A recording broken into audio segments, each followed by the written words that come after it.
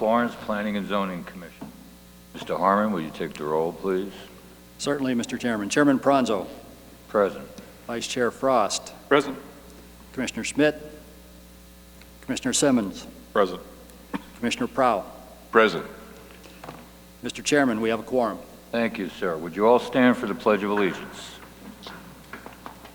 Pledge allegiance to the flag of the United States of America and to the republic for which it stands, one nation, under God, indivisible, with liberty and justice for all.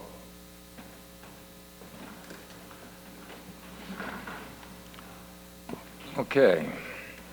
Discussion, approval, disapproval of the minutes of a regular meeting conducted on June 6th, 2019. Turn it over to the commission. Do we have any comments? Please, Mr. Please, Frost. thank you.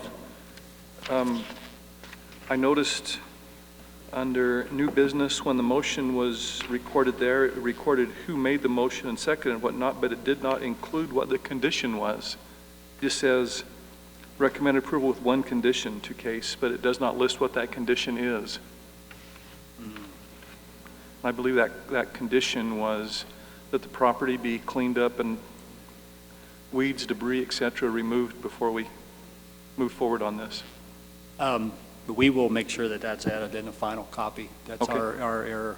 We don't do the conditions in the action minutes, which have to go in tomorrow morning, for example, and it was just missed in the regular minutes. Okay. Well, wait a minute. That presents a question. It's always confusing. What are the official minutes? The ones that you vote on at this meeting and approve. Okay, so the ones that I sign are the official minutes. Yes. All right, then I'll move we table the minutes from June 6th until the motion can be included. When it's included, we'll bring it back to the next meeting, and then we'll approve it. Do I have a second? Second. If I could, one more item, Mr. Please, Chairman. go. Just on the second page there, the fourth paragraph down, where it says, Mr. Harmer said no, probably should capitalized Harmer. That's just a typo I found there. With that, I will second the motion. All those in favor? Aye. Aye. Aye. All those against? Motion made by the chair, Commissioner Pranzo, second by Commissioner Plow. All those in favor, motion carried. Yes. I want to make sure we get that into the minutes. Okay. Okay, moving right. Just so you're aware, we have contacted that property owner, and they are hiring somebody to actually take care of that work. We got immediate response once we transmitted that stipulation to them. That's excellent. I'd like the message to go out. Slumlords are no longer welcome in Florence. Okay, moving right along. Public hearing, PLZ 1919. This is Sadie Young, Mari Young, and Sally Means request approval of a rezoning for property located in Florence, Arizona. They are represented by real estate agent Alan Briggs. The item requested for this rezoning is as follows. The rezoning of assessor parcel 202040530 from a single-family residential R16 classification to a downtown and highway business zoning B2. The Planning and Zoning Commission may recommend with conditions, denial, and the rest of that. Do we have a presentation? Yes, we do. Mari, I am presenting. please step to the podium.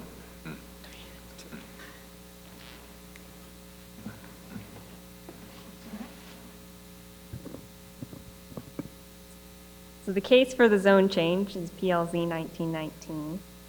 It is located south of the intersection at Highway 287 and Highway 79. It's just west of Highway 79. The APN number 202040530, and as in the report, we want the applicant requests a rezoning from single-family residential to highway business commercial. The property is 2.09 acres. This is the property that the applicant's wishing to rezone. They also own the property just to the south of it but this is the one they wish to rezone. And here's just a more, It's outside the town limits. The extra property is outside. oh, the other property is just outside the town limits. So that's why that one also isn't being part. And for public outreach for this rezoning, we mail notices to residents within 150 feet as per our requirements, and advertisement was posted in the local newspaper in the Florence Tribune, and public notice sign was placed on the property. The citizen review meeting took place on June 11th at 5:30. We did not receive any comments at that citizen review meeting, as no one came to the meeting. And then we have the public hearing here at Planning and Zoning Commission. So the findings we found in the 2020 general plan, it is consistent with the zoning they have listed in, and it would facilitate commercial development since it is also along Highway 79. There's a lot of traffic and general commercial use in that area. These are just a general list of some of the B2 land uses that could be possible on this piece of land. Town staff recommends approval of the rezoning with the conditions that the development is subject to all applicable town codes and ordinances. The property owners have signed and agreed to waive the claims in the as stated in the Prop 207, and of course any additional conditions deemed necessary by the Planning and Zoning Commission. We will take questions, and we have the representative, or the Briggs, who is representing the property owners as they are currently living in another state, so they're going through him to make this request happen. Okay. I'll open it up to the commission. Mr. Chairman, if I may? Please. Just one question. You referenced the 2020 general plan? Is it? That is our current plan. Oh. Yeah. Oh, I thought that was what we're going to be working on. So we're, We're working on the 2030. okay. Awesome.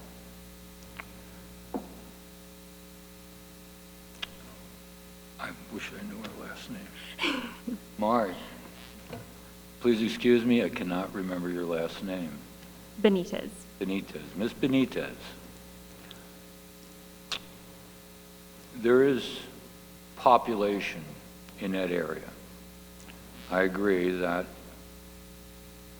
the property is located as moving out of town. If you will, or perhaps the owner can explain it, why not B1? Why go B2? I think. Introduce yourself. Hi, I'm Alan Briggs, Briggs Realty. The three ladies who own the property, they inherited it from their father. I think it's been in the family some 60 years. They're simply trying to get the highest and best use of the property. Do you know what the intended use is? They have no intent to develop the property themselves, but they're just seeking a change in zoning so that it could become an attractive Sale. property to somebody. Yeah. Okay, well, B2 is much wider use. I agree that even though it is a populated area and there is apartments on the other side of the street, it does seem like it could be eventually a valuable property with a wider scope. I just hope we're not shooting ourselves in the foot. That's all I have. Thank you. Thank you. Yeah, I will. You want me to make the motion? Well, I'll do it. Please. Mr. Chairman, I'll make the motion that we recommend approval of PLZ 19. Excuse me, we have to have up a public hearing, ask for public comment. Forgot about that. I am sorry. I wasn't paying attention. Thank you. We'll open up for public comment. Do we have any public comments? Then we'll close the public comments. Mr. Frost, if you would, please. Try this again.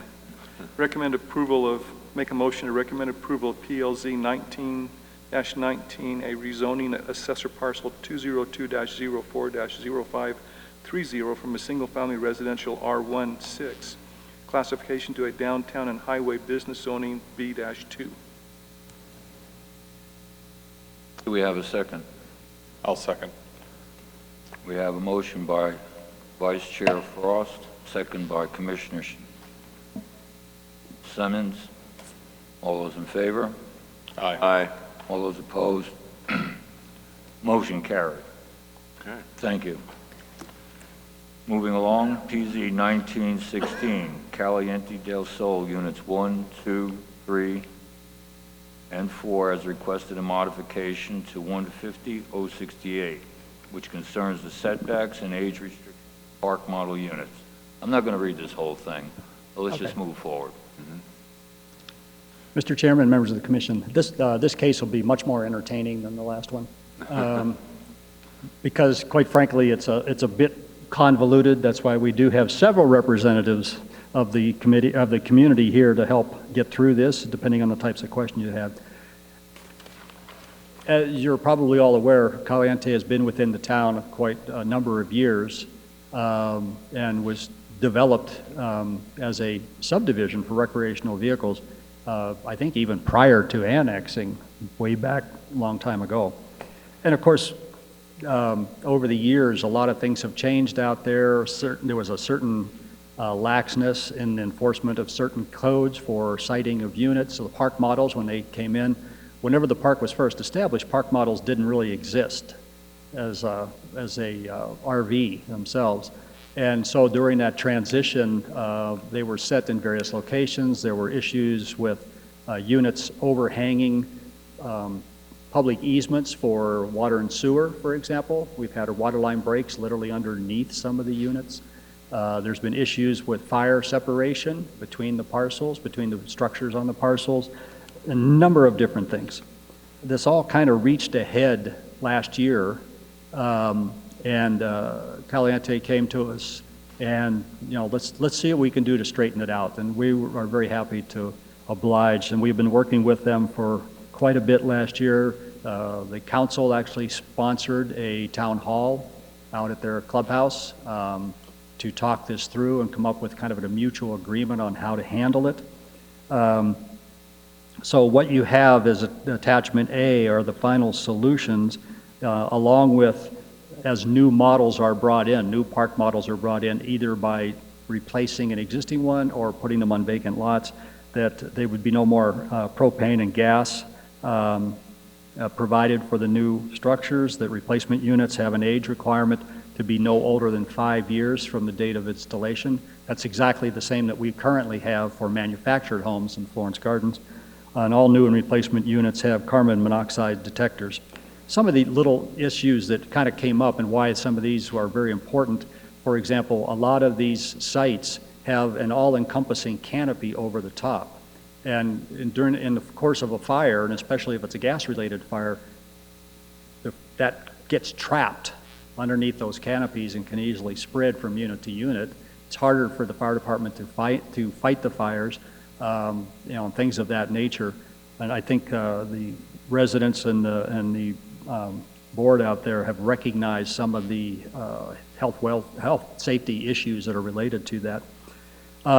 We reached an agreement as to how the new setbacks would take place for either replacement of old units, the placement of new units, and then the placement of the auxiliary or storage buildings and that type of thing, in order to make the best effort to mitigate the concerns regarding building separation, property line separation, and conflicts with public utilities. This was all agreed upon at the end of last year. The town waited until after their owners association actually had the chance to distribute all this information and vote on it, so that there was a majority of support for this to move forward. Once that occurred, then we've been moving forward on the actual drafting and putting this information in front of you. Next, should you recommend approval, or denial, either way. It goes forward to the town council in July for a ordinance reading, as well as they do 2 readings of the ordinance and 1 public hearing before it can be adopted. It would go into effect immediately thereafter, 30 days after. So the drawings, I've kind of said it all, but the real crux of it had to do with new units, replacement units, auxiliary buildings. This is the outline of Caliente del Sol. The offices are right up in the front, right off of Highway 79. The community building sits almost in the center, and you can tell by the rooftops, the canopies over all the lots, the concern that the fire department had on gas entrapment and things of that nature should there be any kind of a event occur out there. Just real quick, established in 72, annexed in 99, the original setbacks allowed for a 1 foot and 2 foot setbacks on the property. This is what created part of the problem with the fire separation. In 17, it was when the staff at that time started looking at the codes and realized that a 5 foot setback was what was going to be required on these new sets that happened out there. We've been working in researching other municipalities and basically determined that the separation had to be from unit to unit, really had to be the 5 foot. And so the modifications were made on the drawings that you have. That's why we included drawings, because it's easier to look at those than it is to try to explain it. But propane and gas to be removed, replacement age, all new replacement units have carbon monoxide detectors, and then the new models have a 5 foot rear setback for where the utilities are underground. Public outreach, we've done a lot with the residents and the board members out there. Council meetings, we've had 2 different council meetings discussing that issue under the form of a town hall and a work session. We've met with the council and the Caliente board for the, basically final approval by them, just to make sure they're in agreement with all of this.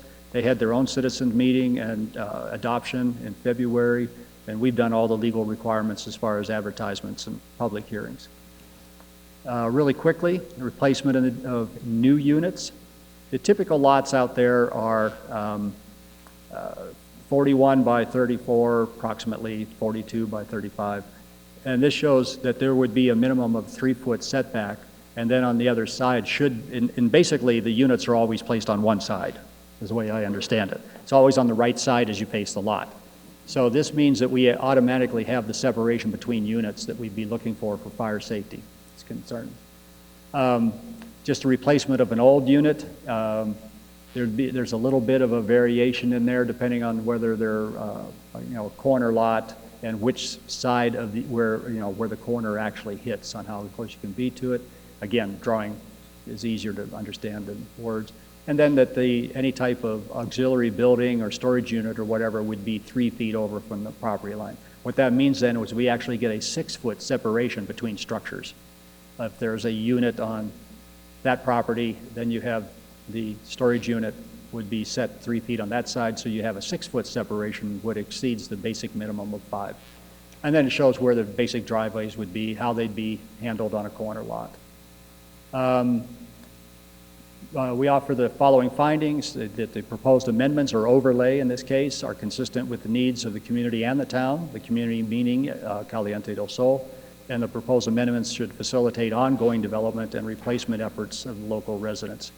Basically, I think the bottom line goal is, from our understanding, that Caliente del Sol is avidly moving forward to modernize their facilities out there. A lot of units are older, they need to be replaced. They are having efforts to encourage those replacements, and bringing in any new units would meet that minimum date. You need to understand or recognize that park models are still considered an RV by state as far as how they are licensed. It's not considered any kind of a permanent structure. So, we're trying to work in the best interest of Caliente to make sure that they can move forward, modernize their facility out there, and still provide a very safe, habitable atmosphere for their residents. We do have representatives here from Caliente also, if you have any specific questions of them. I have a question for you, Mr. Harmon. 150-068, what about the rest of the language in this? Do we need to be addressing anything else? No, this will be, I'll be writing the ordinance up. I've actually started the draft on it. It will be specific to Caliente del Sol. So this will serve like an overlay. I see.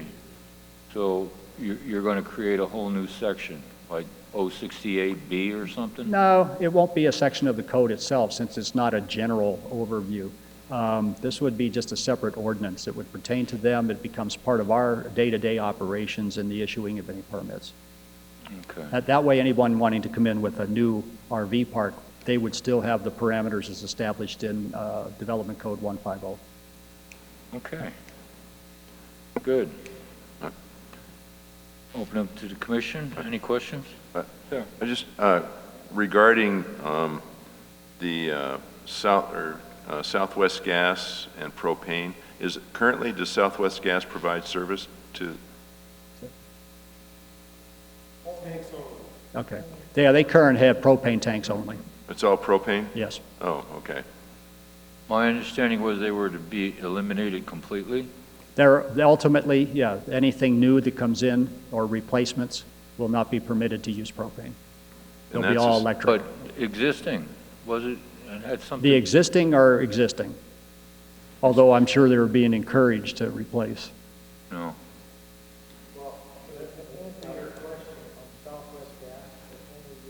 Ron. Please, come up. Your name, please? The use of Southwest Gas is only at the front office, at our clubhouse, and in 4 areas where we have barbecue units. It's not utilized at all by any of the units. We have Okay. 856 properties there, but none of them are on Southwest Gas. They're all on propane or butane. And the existing the ones that propane and use them. butane tanks can stay? Was that, Yeah, until the units are replaced or a new one brought in. Any replacement's got to be total electric. yeah, I just, when we went through this with Mr. Allen, and for some reason I thought the fire chief had asked it for the removal of propane. What we were working with the fire department on is he's looking for possibly some money that would support or offer some type of relief for people that wish to change from propane to electric. And we're encouraging that. And again, as Larry said, any new unit that comes in for replacement or for placement is restricted to be totally electric. I see. And this will all be written up in a new ordinance? Yes. Does this ordinance need to come before us before it goes to council? The ordinance is the legal document that they read at the public meeting. Typically, that it comes through in this form to you for your recommendation. Larry, go closer to the microphone. Yeah, typically, this would come to you under this form, and when it goes to council, it'll look like this also, but the attorney will help us draft a formal ordinance for the council to read and to ultimately adopt. I see. And their HOA or whatever it really is will be involved in that final document? Absolutely. Okay. I don't want this thing to go sideways. Sir? Bruce Long, 204 East Choya. I live in Caliente, and I am on the board of Caliente. And I have one concern that the last thing in the world I want is to start back where we were 2 years ago. But when you're saying that we won't allow any propane into the park, that's not completely true, because if somebody buys a brand new $250,000 Winnebago motorhome and pulls into the park on a temporary basis, he'll have propane. The ones that we're talking about are the park models and any of the ones that come in that maybe be a glorified travel trailer, but they plan to make them permanent. Those, no, we will not allow propane. But I just don't want us to get into the situation where somebody says, well, wait a minute, you said no propane, because that's not completely true, just simply because of the units that come in and out for short stays. All right, but the wordsmithing is going to get hammered out, and everybody's going to say kumbaya before it becomes official. Thank you. Somebody say yes. Yes. So that, Yes. Okay, thank you. okay. Do we have anything else? Just a couple of questions, if I could, Larry. See, we have a demarcation between placement of new units and replacement of old units, but as far as ancillary building, it's just placement of. Do we have any concerns or worries about replacement of old units and where they'll be placed, or do they have to come into these? Once a unit is removed, it would have to meet, whatever came back in to replace it would have to meet this standard. Okay, for ancillary, but we don't need a separate, Yeah. okay. And anything that's there now is grandfathered. Okay, that's what I just wanted to make sure. And then the other question is, has an electrician looked to see that the power services to each of these will support a change and that new load that's going to be put on them when now heating and air conditioning and washer and dryer and stove are now added to that service? The electric utility is involved with our processes, and we do inspect for electrical load. Okay. So we're not painting ourselves into a corner. We're hoping to paint ourselves out of one. No, I'm all for it. I really am. I just want to make sure that we've dotted the lowercase j's. Do we have anything more? I have just one thing. On the project overview, this is PZ 1917. On the agenda, it's 1916. Oops. Just want to make sure that it's... As long as the action includes 17. We're Just good. want to make sure that No. when we're calling it out, we're calling out the right one and that it's fixed. Although it's probably been talked about since then. So which is the right one? 17.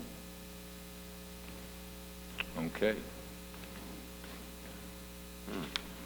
Was there a 16? I'm sorry? Never mind. You Let it don't go. mess with me. It's been a long day. We still need to do open and close the public hearing. Yes, sir. Okay. So I'll open it up to the public. Do we have any comments from the public? Recognize the...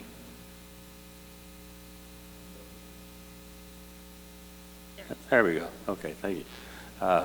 This has been a long effort for Larry and Caliente, and I just want to, as a member of the council, thank them for the cooperation, because it started out as a pretty hot subject, and they were drawing their swords, and we thought we were going to have a battle, but once everybody got together and started talking about it and heard everybody's side, it just all sort of melted away, didn't it?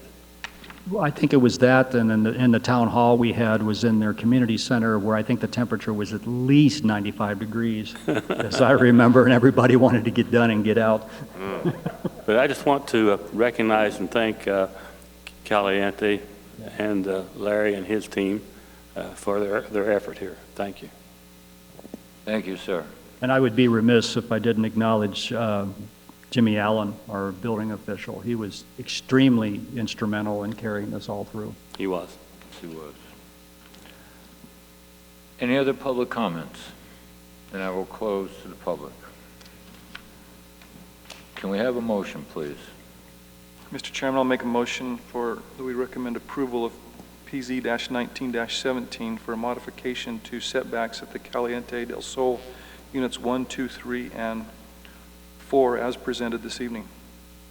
Do we have a second? I'll second that motion.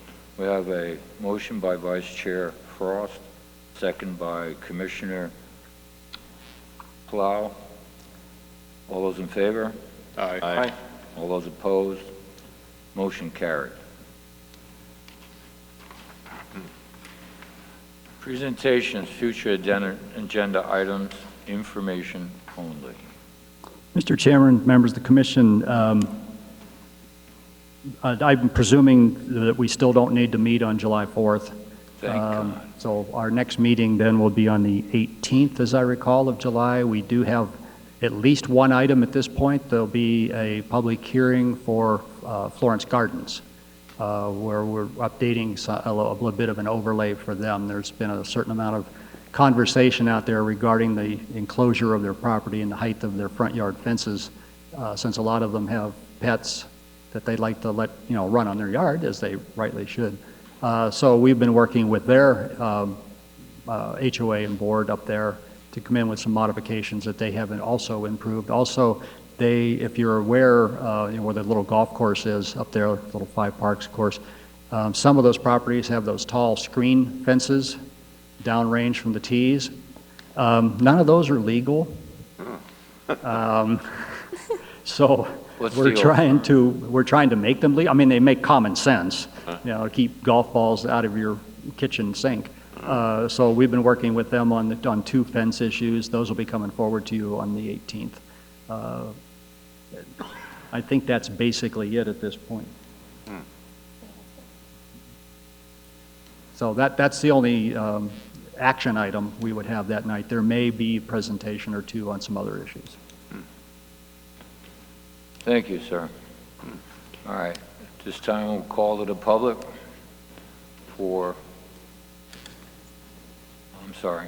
call to the public for commission response. Do we have any calls to the public? Now, close call to the public. May I have a motion to adjourn? Oh, sorry. Call to the commission. Current event. Do we actually have one? Mr. Chairman, if I may, I have a question of Larry. When we had the original presentation on the development code, we were presented a schedule that we were supposed to discuss and turn in comments on Module 1 this evening. That's been postponed for a number of reasons, but one of the most important is we've actually been discussing internally the entire town code needs some recodification. And so we are looking into how to handle all of that and orchestrate it with the development code itself, so it's all done in one package. So we'll still be doing that, but we just had to push it back a little bit. Okay, that makes sense. Metamorphosis. Correct. And a few months ago, we processed the sign package through for the new floor, or for the reconditioned Florence Hospital. Do you know the timing on what's happening out there? On the Florence Hospital? Yes. We're just kind of waiting on them. I think they have had their meeting with the state on their licensing. There's some things they just have to finish correcting. I mean, it's still moving forward. Last we heard, it was going to still open in June, but we're kind of running out of June. So, but I know that they're very, very close. Great. Thank you, Mr. Chairman. That's it. Do we have any other current events?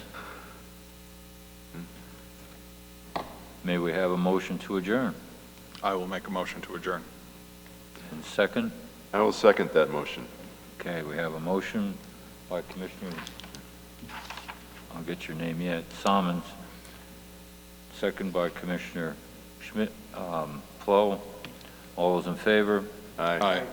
All those against? We're adjourned.